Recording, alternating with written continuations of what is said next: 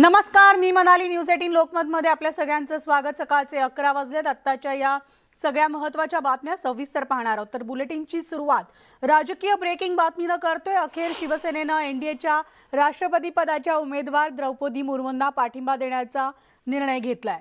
संजय राऊत यांचा विरोध डावलून इतर खासदारांच्या मागणीला प्राधान्य देण्याचा निर्णय उद्धव ठाकरेंनी घेतलाय. तर या संदर्भात अद्याप अधिकृत घोषणा होणं बाकी असलं तरी शिवसेना मुर्मूंना पाठिंबा देणार यावर शिक्कामोर्तब झालेला आहे. तर आमचे प्रतिनिधी उदय जाधव आपल्या सोबत आहेत. थेट आपण उदयकडे जाणार आहोत. उदय, अखेर शिवसेना एनडीएला पाठिंबा देणार असल्याचं जवळपास शिक्कामोर्तब झालेलं आहे.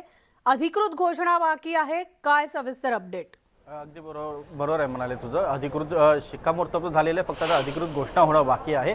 एनडीएचे राष्ट्रपती पदासाठीच्या उमेदवार द्रौपदी मुर्मू यांना शिवसेनेनं पाठिंबा दिलेला आहे. त्याची अधिकृत घोषणा काही वेळातच होईल अशी सांगण्यात येत आहे. शिवसेना मध्यवर्ती कार्यालयाकडे या संदर्भात अधिकृत घोषणा करण्यात येईल असं सांगण्यात येत आहे. परंतु या घोषणेनंतर एक अजून अपडेट जी माहिती मिळते त्यानुसार द्रौपदी मुर्मू या 14 जुलै रोजी मुंबईत येणार आहे त्यांच्या प्रचारासाठी. त्यावेळेला कदाचित शिवसेना पक्षप्रमुख आणि एनडीएच्या राष्ट्रपती पदाच्या उमेदवार द्रौपदी मुर्मू यांची भेट होणार असल्याची माहिती मिळते आहे. द्रौपदी मुर्मू यांना पाठिंबा दिल्याबद्दल त्या स्वतः शिवसेना पक्षप्रमुख उद्धव ठाकरे यांचा आभार जे आहे ते मानणार असल्याची देखील माहिती मिळते आहे. त्यावेळेला नेमके काय बोलणी होतं ते आपल्याला कळू शकेल. मात्र सध्या जी आपल्याला माहिती मिळते त्यानुसार शिवसेनेने द्रौपदी मुर्मू यांना राष्ट्रपती पदाच्या उमेदवारीसाठी पाठिंबा दिलेला आहे. वरिष्ठ सूत्रांकडून ही माहिती मिळते. अधिकृत घोषणा काही वेळातच होईल असे सांगण्यात येत आहे. एक सगळ्यात महत्त्वाचं म्हणजे काल जी मातोश्रीवरती बैठक झाली, या बैठकीमध्ये 2 मतप्रवाह होते. एक मतप्रवाह जो बहुसंख्य खासदारांचा होता. त्यांचं असं म्हणणं होतं की आपण एनडीए सोबत जाऊ आणि एनडीएच्या राष्ट्रपती पदाचे उमेदवार जे आहेत द्रौपदी मुर्मू यांना जाहीरपणे पाठिंबा द्यावा अशी त्यांनी मागणी केली होती. मात्र शिवसेनेचे नेते आणि खासदार संजय राऊत यांनी काहीशी वेगळी भूमिका मांडली होती. ते म्हणतात की आपण अजूनही महाविकास आघाडीमध्ये आहोत, त्यामुळे महाविकास आघाडीचे तिन्ही पक्ष हे विरोधकांचे जे उमेदवार आहेत यशवंत सिन्हा यांना पाठिंबा देतात, तसंच आपण त्यांनाही पाठिंबा द्यावा असं त्यांची आग्रही भूमिका होती. मात्र शिवसेना नेते संजय राऊत आणि खासदार संजय राऊत यांचा जो काही विरोध होता किंवा त्यांचं काय म्हणणं होतं ते डावलून शिवसेना पक्षप्रमुख उद्धव ठाकरे यांनी त्यांच्या बहुतांश जे खासदार आहेत त्यांचं जे म्हणणं आहे त्याला प्राधान्य दिलेलं आहे. त्यामुळे आता शिवसेनाचा अधिकृत पाठिंबा जो आहे एनडीएचे उमेदवार द्रौपदी मुर्मू यांना झालेला आहे. त्यांना तो त्यांनी दिलेला आहे. त्याबद्दल अधिकृत घोषणा होईल. मात्र अगदी बरोबर आहे. मात्र उदय, या सगळ्या निर्णयाकडे पाहता शिवसेनेकडनं सध्या शिवसेनेच्या गटात ज्या काही घडामोडी घडलेल्या आहेत गेल्या 15 दिवसांमध्ये, त्यामुळे शिवसेनेनं आता आपल्या अधिकाधिक पाठिंबा म्हणजे खासदारांची संख्या जास्त आहे त्यांचं जे मत आहे त्याला जास्त प्राधान्य दिलं आहे, ना की खासदार संजय राऊतांच्या मताला. त्यांचं म्हणणं आहे आपण महाविकास आघाडीमध्ये आहोत त्यामुळे एनडीएला आपण पाठिंबा नको द्यायला. मात्र हे सगळं डावलून शिवसेनेनं आता एक वेगळी भूमिका घेतल्याचं समोर येतंय. एनडीए सोबत जाणार असल्याचं दिसतंय. या पुढची राजकीय गणितं शिवसेनेची बदललेली पाहायला मिळतील का या निर्णयानंतर? अगदी बरोबर आहे म्हणाले. कारण काल झालेल्या मातोश्रीवरच्या बैठकीमध्ये देखील सर्व खासदारांनी आपण आता भाजपसोबत जावं. भाजप ही देशातली मोठी ताकद आहे, मोठा पक्ष आहे, बलवान पक्ष आहे, त्यामुळे आपण त्यांच्यासोबत राहावं जेणेकरून शिवसेना पक्षाला देखील एक उभारी मिळेल आणि एक पक्ष जो आहे तो अधिक बलवान होईल असं त्यांची अपेक्षा आहे. त्यानुसार आता शिवसेना पक्षप्रमुख काय निर्णय घेतात हे पाहावं लागेल. मात्र आपण याआधीच आपण पाहिलेलं आहे की शिवसेनेतून वेगळा झालेला मुख्यमंत्री एकनाथ शिंदे यांचा गट जो आहे त्यांनी तर उघडपणे पाठिंबा दिलेला आहे एनडीएच्या उमेदवाराला आणि त्यांनी एनडीएच्या उमेदवाराला मतदान करणार असल्याचं सांगितलं जात आहे. त्यामुळे आता ते गट गेलेले, तर आता शिवसेनेची जी मूळ आहे म्हणजे ठाकरे गट जो आहे तो देखील आता एनडीए सोबत जातोय का याबद्दल आता सगळ्यांना प्रश्न जे आहेत ते निर्माण झालेले आहेत. येत्या काही काळामध्ये याबद्दल देखील उत्तर मिळतील. मात्र सध्या तरी एनडीएचे राष्ट्रपती पदाचे जे उमेदवार आहेत द्रौपदी मुर्मू यांना पाठिंबा देण्यासाठी अगदी बरोबर होते. मी थोडं थांबवतीये. तुम्ही सुद्धा आपल्यासोबत आहात. आपल्यासोबत जोडले गेले आहेत शिवसेनेचे आमदार, शिवसेनेचे नेते सचिन अहिरजी. सचिन अहिरजी, न्यूज 18 लोकमतमध्ये आपलं स्वागत. आणि जी माहिती न्यूज 18 लोकमतला आत्ता मिळालेली आहे ती म्हणजे इतर खासदारांच्या मागणीला शिवसेनेकडनं प्राधान्य देण्यात आलंय आणि एनडीएच्या उमेदवाराला सेना पाठिंबा देणार असल्याचं कळतंय.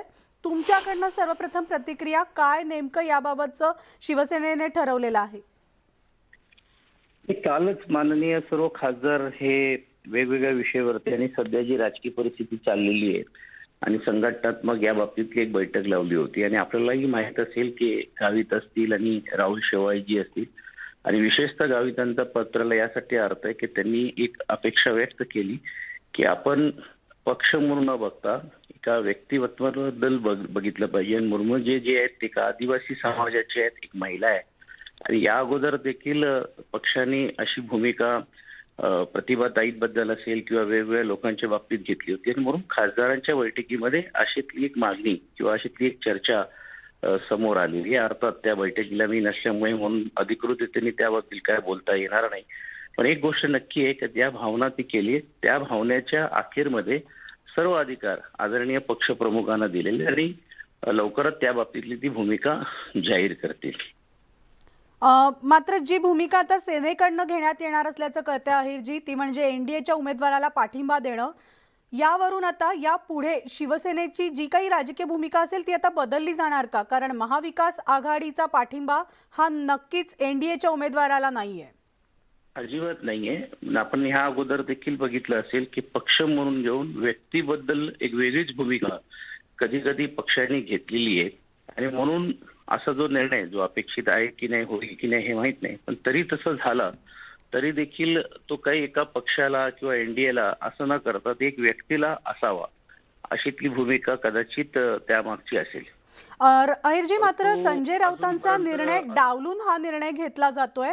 यावरून एकतर जेव्हा महाविकास आघाडी बनत होती, हे सरकार जेव्हा बनलं जात होतं तेव्हा संजय राऊत या सगळ्यावर महत्वाची भूमिका बजावत होते आणि आता मात्र संजय राऊतांचा निर्णय हा डावलला जातोय. असं काहीच नाहीये. कारण ज्यावेळी काय असते की पक्षामध्ये आपण चर्चा करतो, प्रत्येकांचे मतं हे वेगवेगळे असू शकतात, पण शेवटचा जो अधिकार आहे तो सर्व पक्षातले जे खासदार आहे त्यांनी पक्षप्रमुखांना दिले आणि म्हणून पक्षप्रमुखांना दिल्यामुळे पक्षप्रमुख जे निर्णय घेतील त्याची अंमलबजावणी मी करेन असं स्पष्ट उल्लेख किंवा म्हणणं आदरणीय संजय राऊत साहेबांनी पण सांगितलेलं आहे. सचिन अहिरजी, तुम्ही असेच सोबत तर आपल्यासोबत भाजपचे आमदार सुधीर मुनगंटीवार सुद्धा आहेत. मुनगंटीवारजी, न्यूज 18 लोकमतमध्ये आपलं स्वागत. आणि आत्ता जी या क्षणाची सगळ्यात महत्त्वाची बातमी न्यूज 18 लोकमतला मिळाली आहे त्यानुसार शिवसेना एनडीएच्या उमेदवारालाच आपला पाठिंबा देणार आहे आणि पुढच्या काही मिनिटांमध्ये, पुढच्या काही वेळामध्ये याची अधिकृत घोषणा होणार असल्याचं सुद्धा कळतंय. मी फक्त तुम्हाला एकच गोष्ट लक्षात आणून देतो की एका गरीब कुटुंबातली एक उच्च शिक्षित महिला अनुसूचित जमाती ज्या अजूनही मुख्य प्रवाहात आणण्यासाठी आपल्याला खूप प्रयत्न करावे लागेल, अशी एक अनुसूचित जमातीची महिला राष्ट्रपती पदाच्या सर्वोच्च पदावर देशाच्या वतीने उभी करण्यात आली आहे. फक्त एनडीएने जरी अनुमोदन आणि सूचक म्हणून सही केली असेल तर ती देशाची उमेदवार आहे. आणि अशा प्रसंगात जर माननीय उद्धव साहेब त्यांना पाठिंबा देत असेल तर त्याचं निश्चितच स्वागत केलं पाहिजे. आणि ही सर्वच पक्षाची जबाबदारी आहे. आपण छत्रपती शिवाजी महाराजांचं नाव घेतो, शाहू महाराजांचं नाव घेतो, विश्वरत्न बाबासाहेब आंबेडकरांचं नाव घेतो.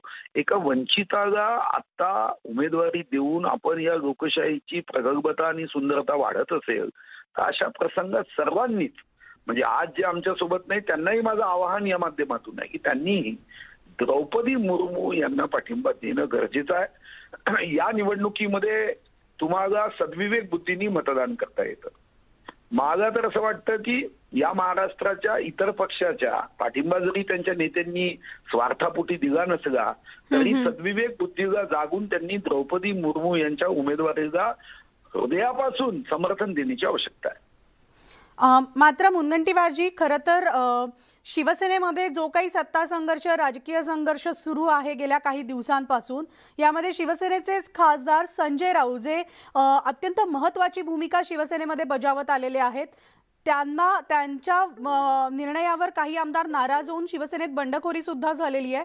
मात्र राऊतांचं म्हणणं होतं यशवंत सिन्हा जे भाजप विरोधी पक्षाचे उमेदवार आहेत त्यांना पाठिंबा द्यावा. मात्र हा निर्णय आता पक्षश्रेष्ठींकडे देण्यात आला आणि त्यांनी संजय राऊतांचं म्हणणं टाळलेलं आहे आणि त्याला विरोध दर्शवलेला आहे आणि हा पाठिंबा आता द्रौपदी मुर्मू यांना द्यावा असं सांगण्यात आलेलं आहे इतर खासदारांना. शेवटी त्यांच्या पक्षाचा हा अंतर्गत मामला आहे. कोणी काय मत व्यक्त केलं हे आमच्यासाठी महत्वाचं नाही. पण एकंदरीतच मागच्या 2.5 वर्षात एक गोष्ट प्रामुख्याने लक्षात आली की संजय राऊतांच्या ओठामध्ये शिवसेना आहे, हृदयामध्ये मात्र शरद पवार साहेब आहेत. आणि म्हणून त्यांची भूमिका ही पवार साहेबांना जशी अनुकूल पाहिजे तशी भूमिका होते हे 2.5 वर्षाच्या अभ्यासाअंती तुमच्या लक्षात येईल. धन्यवाद मुनगंटीवारजी तुम्ही दिलेल्या या प्रतिक्रियेसाठी. त्याचबरोबर शिवसेनेचे आमदार नेते सचिन अहिर सुद्धा आपल्यासोबत होते. सचिन अहिरजी, आपले देखील धन्यवाद.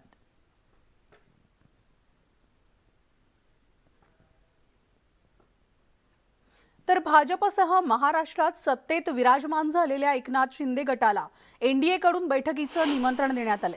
आगामी राष्ट्रपतीपद निवडणुकीसंदर्भात दिल्लीत आयोजित होणाऱ्या बैठकीला शिंदे गटाकडून दीपक केसरकर हजेरी लावणार आहेत. तर उद्या दिल्लीमध्ये एनडीएची ही महत्त्वाची बैठक पार पडली जाणार असल्याची माहिती सूत्रांनी न्यूज 18 लोकमतला दिली आहे. तर दीपक केसरकर दिल्लीला रवाना होणार असल्याचं कळतंय. राष्ट्रपती निवडणूक संदर्भातली एक महत्त्वाची बैठक घेण्यात येणार आहे आणि या बैठकीमध्ये शिंदे गटाला सुद्धा निमंत्रण देण्यात आलेलं आहे. शिंदे गटाच्या वतीनं दीपक केसरकर या बैठकीला उपस्थित राहणार असल्याचं कळतंय. राज्यातील सत्तानाट्य कुठेतरी आता शमत असताना राष्ट्रपती पदाच्या निवडणुकीच्या पार्श्वभूमीवर अनेक राजकीय घडामोडी वाढलेल्या आहेत. भाजपनं द्रौपदी मुर्मू यांची उमेदवारी जाहीर केलेली आहे आणि याच संदर्भात एनडीएकडून राष्ट्रपती पदासाठी एक महत्त्वाची बैठक उद्या दिल्लीमध्ये आयोजित करण्यात आलेली आहे आणि या बैठकीला शिंदे गटाला सुद्धा निमंत्रण देण्यात आलेलं आहे. तर शिंदे गटाच्या वतीनं दीपक केसरकर या बैठकीला उपस्थित राहणार असल्याचं कळतंय. आणि यानंतर आजची सगळ्यात महत्त्वाची बातमी ती म्हणजे ओबीसी आरक्षणाचा फैसला. ओबीसी आरक्षणाबाबत आज सुप्रीम कोर्टात महत्त्वाची सुनावणी होणार आहे. काही दिवसांपूर्वी बांठी आयोगानं राज्य सरकारला इम्पिरिकल डेटा सादर करण्यास सांगितला होता आणि तो डेटा सादर करण्यात आलाय. इम्पिरिकल डेटाबाबतचा हा डेटा सुप्रीम कोर्टात सादर करण्यात आलेला असून राज्य सरकारच्या वतीनं कोर्टात जो इम्पिरिकल डेटा सादर करण्यात आलेला आहे त्याच्या आधारावर आता स्थानिक स्वराज्य संस्थेच्या निवडणुकीत ओबीसी आरक्षण लागू करावं अशी मागणी करण्यात येते. तर या संदर्भात सुप्रीम कोर्टाचे न्यायाधीश न्यायमूर्ती खानविलकर आणि न्यायमूर्ती पारडीवाला यांच्या द्विसदस्यीय खंडपीठाकडे ही सुनावणी होतीये. मध्य प्रदेशाप्रमाणे ओबीसी आरक्षणाबाबत महाराष्ट्राला दिलासा मिळणार का याकडे सगळ्यांचं लक्ष लागलंय. द ग्राफिक्सच्या माध्यमातून एक नजर टाकणार आहोत. या संपूर्ण ओबीसी आरक्षणाचं नेमकं काय होणार. तर स्थानिक स्वराज्य संस्थेत निवडणुका रद्द कराव्या लागतील. राजकीय मागासलेपणावर बांठिया अहवाल सादर होणार असून राजकीय ओबीसी आरक्षणावर सुनावणी होतीये. ओबीसी संख्या जास्त असल्याचं सिद्ध झाल्यास आरक्षण मिळणार आहे, अन्यथा ओबीसी आरक्षण कायमस्वरूपी जाणार असल्याची शक्यता निर्माण झाली आहे. ओबीसींच्या राजकीय आरक्षणाच्या मुद्द्यावर सर्वोच्च न्यायालयात न्यायमूर्ती अजय खानविलकर यांच्या अध्यक्षतेखाली द्विसदस्यीय पीठापुढे ही सुनावणी होतीये.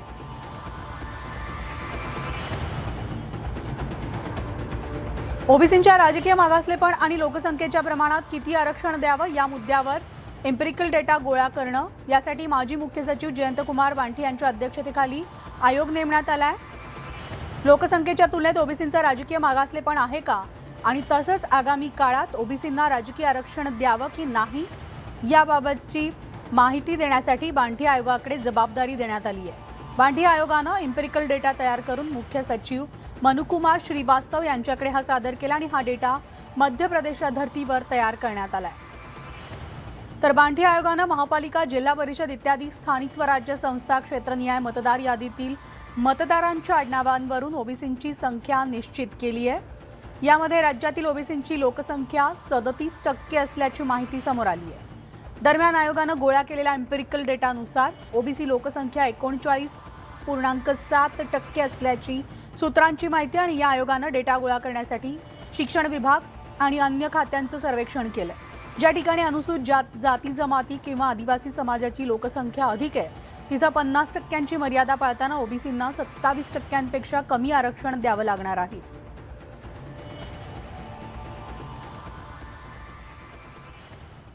तर आता बातमी आहे पावसासंदर्भातली. मुंबईत पावसाची संततधार सुरू आहे. या पावसामुळे अनेक सखल भागात पाणी साचलंय. तर अँटॉप हिल परिसरात सुद्धा पाणी साचलेलं पाहायला मिळतं. या साचलेल्या पाण्यातून वाट काढताना नागरिकांना मोठी कसरत करावी लागते. तर पावसाचा रस्ते वाहतुकीवरही परिणाम झाला असून पाऊस सध्या थांबला असला तरी पाण्याचा निचरा अद्याप झालेला नाही. त्यामुळे नागरिकांना अडचणींचा सामना करावा लागतोय. अँटॉप परिसरातील सध्याच्या स्थितीचा आढावा घेतलाय आमचे प्रतिनिधी आशिष सिंह यांनी। मुंबई में तड़के सुबह से ही मूसलाधार बरसात जारी है और ऐसे में जो लो लाइन एरियाज है वहां पे वाटर लॉगिंग होना शुरू हो चुका है। इस वक्त एंटॉप हिल का इलाका आप देख रहे हैं, जहां पर महज कुछ घंटों की बरसात के बाद ही पानी का जल जमाव जो है वो शुरू हो चुका है और कहीं ना कहीं लोगों के लिए दिक्कतें जो है वो शुरू होने लगी हैं, क्योंकि लगातार वाटर लॉगिंग होने के बाद जो गाड़ियां हैं वो लगातार फंसती चली जा रही हैं। और सबसे अहम बात ये कि आगे के हिस्से में अगर आप देखें तो पार्किंग है, वो पार्किंग में खड़ी हुई गाड़ियां, उनके नीचे के पूरे हिस्से आपको डूबे हुए दिखाई देंगे। लोग इस वक्त जो फंसे हुए हैं वो साफ तौर पे अपने गाड़ियों को निकालने में जुटे हुए हैं। आप लोग जो हैं एक बात बताएं कि वाटर लॉगिंग हुआ है तो ऐसे में गाड़ियां निकालने में दिक्कतें हैं? बहुत दिक्कत होती है। आज तो कम भरा है, पिछली टाइम में भी पिछले हफ्ते में बहुत बुरा भरा था, 3-4 दिन कंटिन्यू ऐसे ही भरा हुआ था। हाँ। अभी कहाँ तक ये वाटर लॉगिंग आगे तक? आगे वो नाके तक रहेगा। लगातार है? हाँ, लगातार ही रहता है। और वो साइड का जो रोड है वो भी पूरा डूबा हुआ रहता है। आपको दिखाऊं, इधर देखें, ये जो गाड़ियां हैं, जो टैक्सी खड़ी हैं, आपको नीचे के हिस्से भरने शुरू हो चुके हैं और ये पूरा लो लाइन एरिया है एंटॉप हिल का, जहां पर इस वक्त ये स्थिति आपको दिखाई पड़ रही है। महज कुछ घंटों की बरसात हुई है, उसके बाद जो है ये स्थिति आपको दिखाई पड़ेगी। आप यहाँ पे देखें कि वाटर पंप्स लगाए गए हैं ताकि पानी का निकास जो है वो हो सके। पंप्स लगाए गए हैं, लेकिन महज कुछ घंटों की बरसात और पंप्स का खराब होना कहीं ना कहीं इस वक्त इस इलाके के लिए जो है वो दिक्कत बना हुआ है। वाटर लॉगिंग की वजह से फिलहाल हालात जो हैं वो बिगड़े हुए हैं। फायर ब्रिगेड तैयारी में जुटी हुई है, वाटर लॉगिंग को कम करने की कोशिशें जारी है, लेकिन अगर इसी तरह से जिस तरह से मौसम विभाग ने चेतावनी दी है कि मूसलाधार बरसात जारी रहेगी, उसके मद्देनजर परेशानी जो है वो बढ़ सकती है। कैमरा पर्सन आतिश के साथ आशीष सिंह, न्यूज 18 इंडिया। तर आपण पाहतोय मुंबईमधल्या विविध भागामध्ये, सखल भागामध्ये पाणी साचलेलं आहे। पावसाचा जोर कायम आहे। मुंबईतल्या गेटवे ऑफ इंडिया परिसरात सुद्धा मुसळधार पाऊस सुरू आहे। तर आपण पाहतोय तिथल्या समुद्राची सुद्धा ही दृश्य आहेत। गेटवे ऑफ इंडिया लगतच्या समुद्राला पूर्ण पाणी जे आहे ते कठड्याच्या बाहेर येताना दिसतंय। लाटा देखील उंच उंच आपल्याला येताना आढळताना दिसतात या खडकांवर। त्यामुळे या संपूर्ण परिसरामध्ये पोलिसांनी सुद्धा पहारा दिलेला आहे। पोलीस तैनात करण्यात आलेले आहेत। प्रशासनाकडून योग्य ती खबरदारी घेण्यात आलेली आहे। आपत्कालीन विभाग या ठिकाणी उपस्थित आहे। अनेक पर्यटक गेटवे ऑफ इंडिया परिसरामध्ये येत असतात, त्यांना देखील या परिसरात येण्यास मज्जाव करण्यात आलेला आहे। कारण संपूर्ण समुद्राचं पाणी जे आहे ते गेटवे ऑफ इंडियाची जी कडा आहे, या समुद्राची जी बॉर्डर आहे, जी कडा आहे त्याला धडकताना आपल्याला दिसतंय। लाटा त्याला धडकताना दिसतात। त्यामुळे संपूर्ण परिसरामध्ये कडक सुरक्षा बंदोबस्त तैनात करण्यात आला आहे आणि पुढचे अजून काही तास पावसाचा इशारा आहे। पाऊस आज मुसळधार असण्याचा इशारा हवामान खात्याने दिलेला आहे।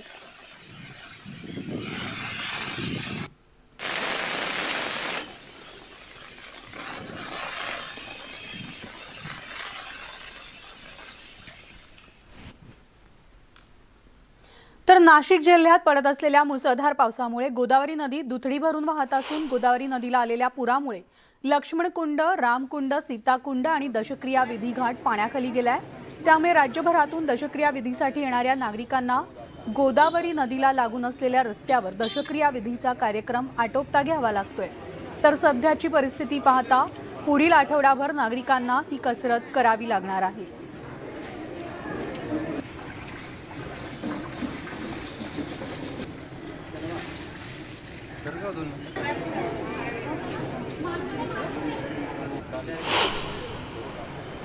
नाशिक जिल्ह्यातल्या ग्रामीण भागातील 1ली ते 12वी पर्यंतच्या शाळांना देखील आज सुट्टी देण्याचा निर्णय घेण्यात आला आहे।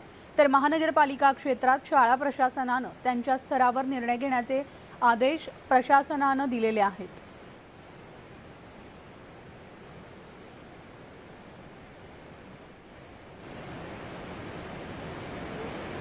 नाशिक जिल्ह्यात रेड अलर्ट जाहीर झाल्यामुळे खबरदारी म्हणून प्रशासनाने हा निर्णय घेतल्याचं कळतंय। तर नाशिकमध्ये पावसाचा रेड अलर्ट देण्यात आलेला आहे। अजूनही नाशिकमध्ये पावसाची परिस्थिती मुसळधारच आहे।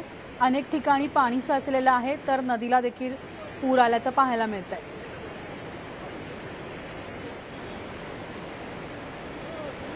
तर नाशिक धरण परिसरामध्ये मुसळधार असून गंगापूर 66% पाणीसाठा झालेला आहे, दारणा इथं 70%, तर ओझरखेडमध्ये 97%, मुकणे धरणात 60%, भावली इथं 74%, वालदेवीमध्ये 66% आणि वाघाडमध्ये 96% पाणीसाठा धरणात झालेला आहे।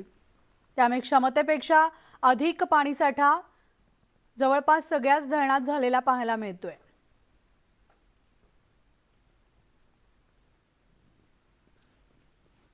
तर नाशिक आणि औरंगाबाद जिल्ह्यात सुरू असलेल्या पावसामुळे मराठवाड्यातील जायकवाडी धरणामध्ये गेल्या 24 तासात तब्बल 2.5% पाणी वाढलेलं आहे। काल जायकवाडी धरणात 35% इतका पाणीसाठा होता, मात्र त्यात आज वाढ होऊन धरणाचा पाणीसाठा 37.11% पोहोचला आणि मराठवाड्यातील जायकवाडी धरणात सध्या 17,115 क्युसेक्स इतकी पाण्याची आवक सुरू आहे। तर गोदावरी नदीवरील नांदूर मधमेश्वर बंधाऱ्यातून नदीपात्रात पाणी सोडण्यात आल्यानं गोदाकाठच्या गावांना सतर्कतेचा इशारा देण्यात आलाय।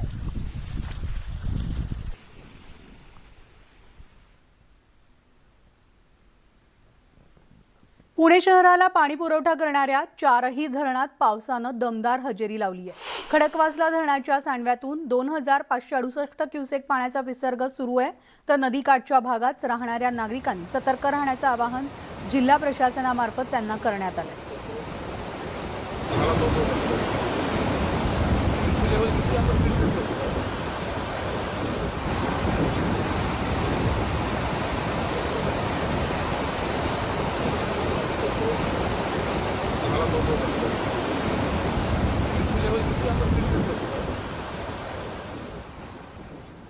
जळगाव जिल्ह्यातील 135 गावांसाठी संजीवनी असलेल्या गिरणा धरणाची स्थिती समाधानकारक आहे।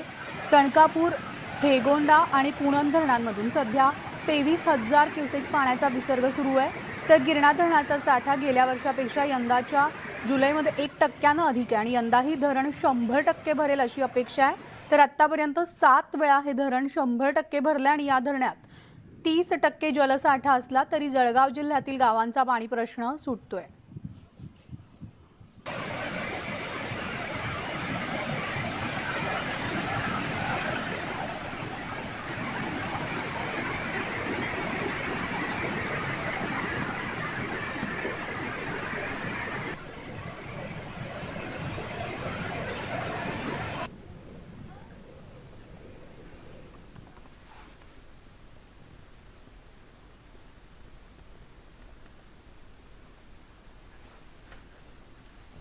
आणि यानंतर आत्ताच एक ब्रेकिंग बातमी येते, ती म्हणजे राष्ट्रपती निवडणुकीसाठी भाजपला मदत करावी अशी आम्ही मागणी केल्याची माहिती खासदार हेमंत गोडसे यांनी दिली आहे। पहिल्या आदिवासी महिला राष्ट्रपती होणार असतील तर आपण पाठिंबा द्यायलाच पाहिजे असं मत खासदारांनी बैठकीमध्ये मांडलं असून यावर विचार करू असं उद्धव ठाकरे म्हणाल्याचं गोडसे यांनी सांगितलंय। केंद्र आणि राज्य सरकार एकत्र असेल तर विकास कामांना गती मिळेल, नैसर्गिक युती करावी अशी मागणी खासदारांनी पक्षप्रमुखांना केली आहे। युतीमध्ये असताना आलेले अनुभव आणि मवियामध्ये आलेले अनुभव यात खूप तफावत असल्याची जाणीव सुद्धा खासदारांनी करून दिली आहे।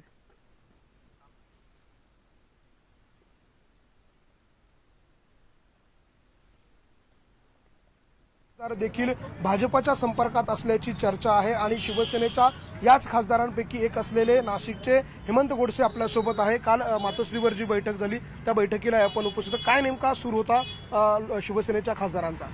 कालची जी बैठक होती त्यामध्ये प्रामुख्यानं राष्ट्रपतीची जी येणारी निवडणूक आहे त्या संदर्भामध्ये पक्षप्रमुख आदरणीय उद्धव साहेबांनी सर्वच खासदारांचे मतं त्या ठिकाणी जाणून घेतलेले आणि आम्ही त्या संदर्भामध्ये प्रत्येकाचे विचार मांडत असताना शिवसेना प्रमुखांनी देखील अशा प्रकारचा पक्षविरहित निर्णय प्रतिभाताई पाटील ज्यावेळेस राष्ट्रपती झाल्या त्यावेळेस बिनशर्त त्या ठिकाणी केला होता आणि मग या देखील आदिवासी महिला आहेत आणि आदिवासी महिलेला जर राष्ट्रपती पद मिळतंय तर निश्चितच आपण सकारात्मकपणे विचार केला पाहिजे अशा प्रकारची विनंती आम्ही सर्वच खासदारांनी बऱ्यापैकी त्या ठिकाणी केली आणि साहेब देखील अनुकूल या विषयामध्ये होते। निश्चितच आपण लवकर सकारात्मकपणे याचा विचार करू अशा प्रकारची विश्वास म्हणजे त्यांनी अशी ग्वाही देखील त्या ठिकाणी दिलेली। या बैठकीमध्ये ज्याप्रमाणे शिंदे गट जो आहे तो भाजपबरोबर गेला त्याप्रमाणे शिवसेनेचा देखील जो मूळ गट आहे किंवा मुख्य शिवसेना आहे ती भाजपबरोबर जावी अशा प्रकारचाही सूर होता। नेमकं यावर काय चर्चा झाली?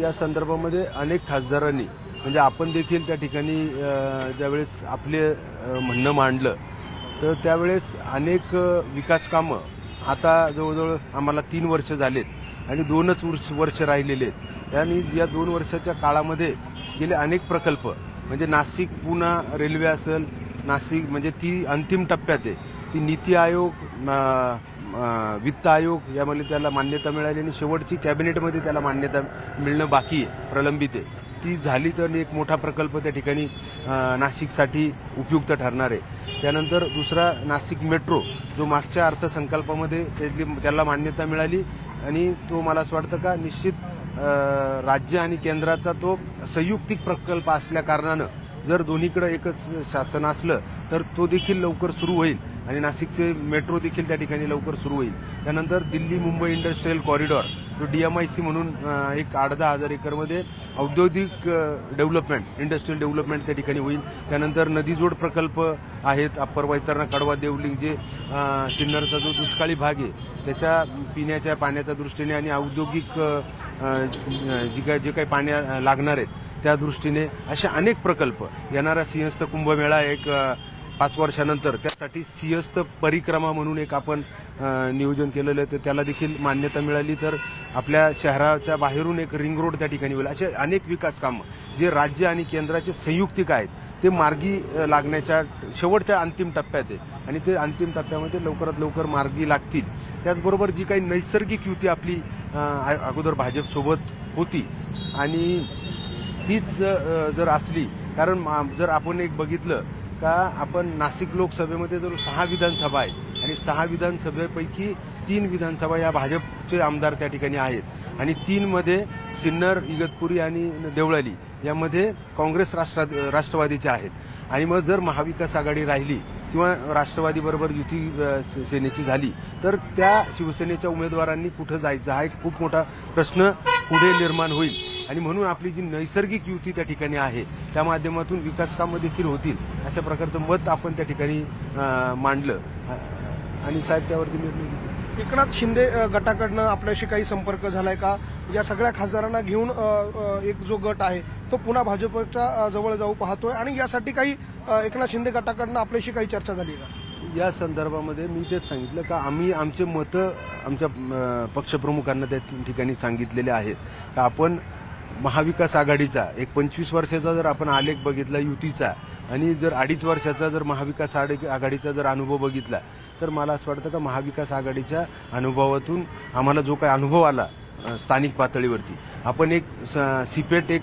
प्रकल्प म्हणजे जो महाराष्ट्रातून रद्द होऊन दुसऱ्या राज्यात जात होता तो आपण नाशिकमध्ये या ठिकाणी त्याला मान्यता दिली गोवर्धन या शिवारामध्ये त्याला मान्यता देखील मिळाली परंतु आपले तत्कालीन पालकमंत्री यांनी पर्यावरणाच्या आधारावरती तो दुसरीकडे शिफ्ट करावा आता त्यांचंच इन्स्टिट्यूट एक त्याला लागून आहे आर्किटेक्ट कॉलेज आणि त्यालाच लागून ही एक CIPET central institute of petrochemical engineering technology ज्या प्रकल्पाच्या ज्या इन्स्टिट्यूटच्या माध्यमातून दरवर्षी 2000 विद्यार्थ्यांना 100% प्लेसमेंट त्या ठिकाणी होणार आहे एक ट्रेनिंग इन्स्टिट्यूट आणि त्यानंतर 100% प्लेसमेंट जो रोजगाराचा इतका मोठा विषय असताना एक चांगला प्रकल्प अशा प्रकारच्या खोडा घालून प्रलंबित करायचं काम जर होत असेल तर हे अनुभव अतिशय चुकीचे आहेत आणि अनेकदा जिल्हा नियोजन समिती असेल अशा अनेक आमदारांना देखील त्या ठिकाणी अनुभव वाईट आलेत आणि म्हणून आपण नैसर्गिक युती जी आहे त्यामध्ये जर राहिलो तर निश्चित त्याचा उपयोग होईल अशा प्रकारचं मत आम्ही मांडलं बाकी आणि या सगळ्या राजकीय घडामोडीनंतर बुलेटिनमध्ये आता वेळ झाली आज इथेच थांबण्याची ताज्या बातम्यांसाठी तुम्ही पाहत राहा न्यूज 18 लोकमत आणि यापुढचं स्पीड न्यूज घेऊन येते माझी सहकारी स्नेहल